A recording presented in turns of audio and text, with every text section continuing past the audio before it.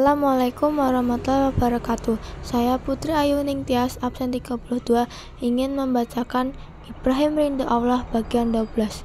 Tafakur.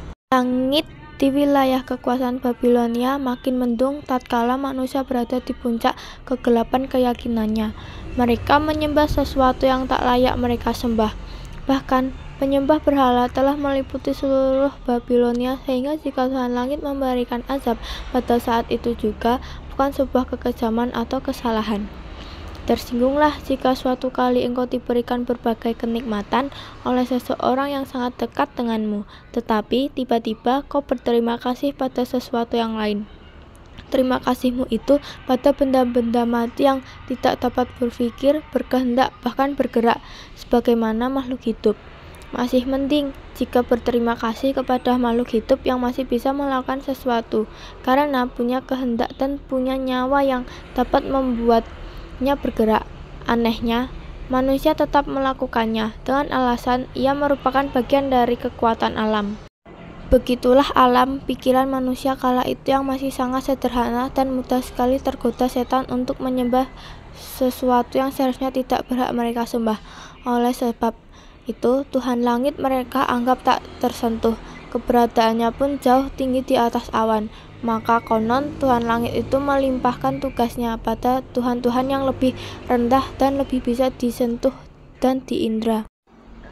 Lebih jauh setelah ajaran Nabi Nuh telah terkubur, mereka percaya bahwa setiap makhluk dan setiap gejala tentulah mempunyai penyebab tersendiri, dan bahwa Tuhan Yang Esa tidak mampu menciptakan semuanya. Pada masa itu, ilmu pengetahuan memang belum menemukan hubungan antara makhluk dan fenomena alam serta berbagai kejadian.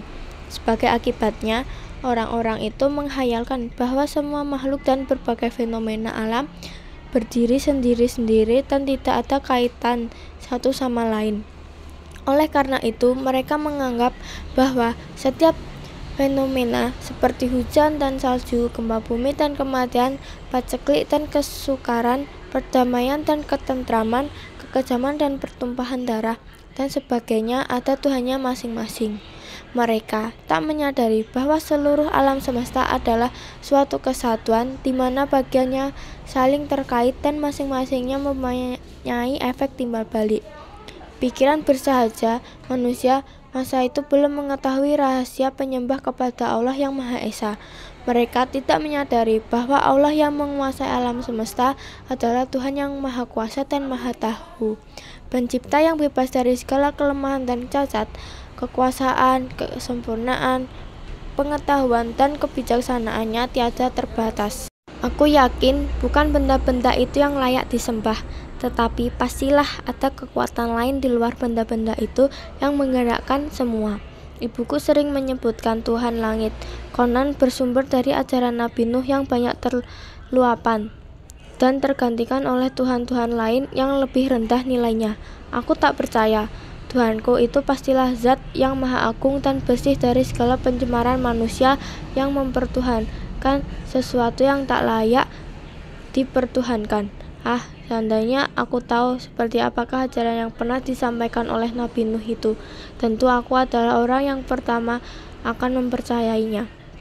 Hanya saja aku masih bingung, seperti apakah Tuhan langit yang harus kusembah itu? Apakah ia adalah kekuatan dari benda-benda langit itu tersendiri, atau suatu wujud yang lebih tinggi dari kekuatan-kekuatan itu? Setelah lama kupikirkan, sepertinya bukan benda-benda itu yang harus kusembah, tetapi kekuatan yang menggerakkan benda-benda langit itulah yang harus kusembah.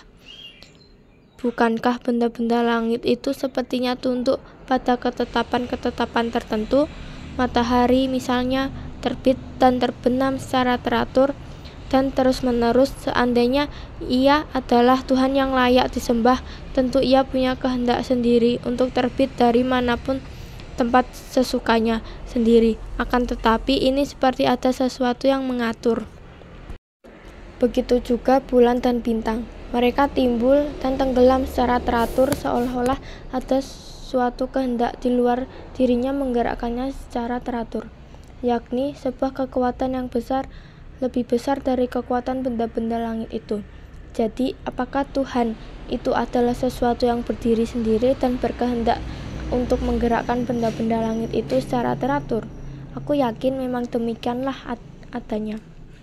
Tiba-tiba Ibrahim mendengar sesuatu, sebuah bisikan gaib yang mampir begitu saja di telinganya, membuat dirinya yang masih bertafakur merasakan kemantapan hati. Bisikan gaib ini menjawab kesimpulan dari seluruh pertanyaannya tentang siapakah Tuhan yang sebenarnya. Apakah Tuhan itu benda-benda langit yang memiliki kekuatan tertentu yang bermanfaat bagi kehidupan? Apakah Tuhannya ini Tuhan-Tuhan perantara yang diwakili oleh berhala dari batu, kayu, dan tembaga yang dianggap memiliki kekuatan tertentu untuk mereka sampaikan permohonan mereka ke langit? Ataukah Tuhannya itu adalah Tuhan langit yang pernah dikatakan oleh Nabi Nuh, yakni Tuhan yang menciptakan alam raya seisinya dan menggerakkan alam semesta ini hingga berjalan sesuai kehendaknya? Tuhan yang bagi kaumnya dianggap telah terkubur sejak banjir besar itu, namun dirinya yakin Tuhannya tak lain adalah Tuhan langit yang pernah disampaikan oleh Nabi Nuh dan ditegaskan dalam bisikan gaib yang diterimanya.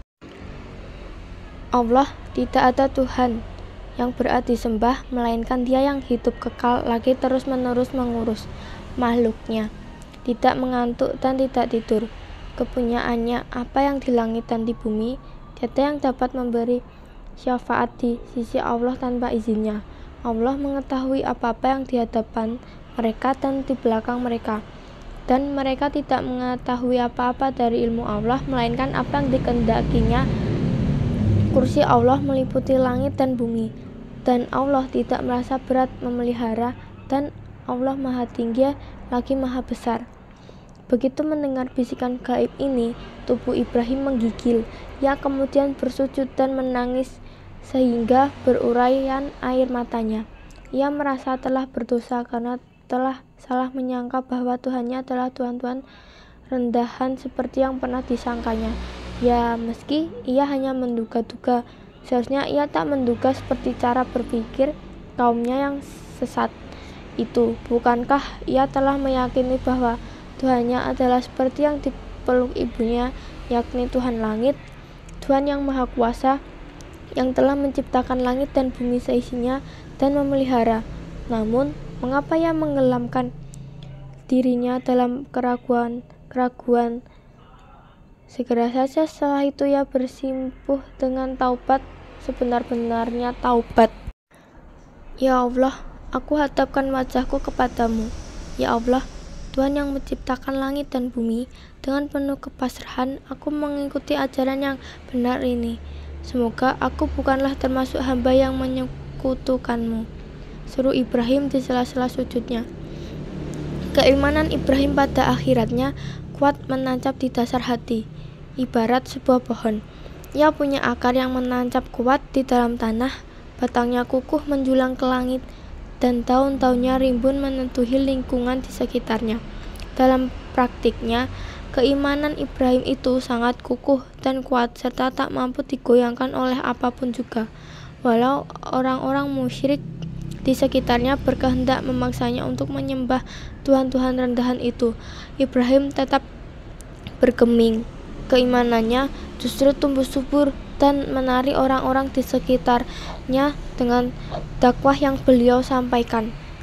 Tahun-tahunnya yang rimbun adalah keimanan yang memancar ke seluruh bumi, sehingga dengan begitu ia memberikan kedamaian dan kemakmuran pada kaumnya hingga berkah Allah mengalir di atasnya. Sekian pembacaan dari saya, kurang lebihnya mohon maaf. Wassalamualaikum warahmatullahi wabarakatuh. Terima kasih.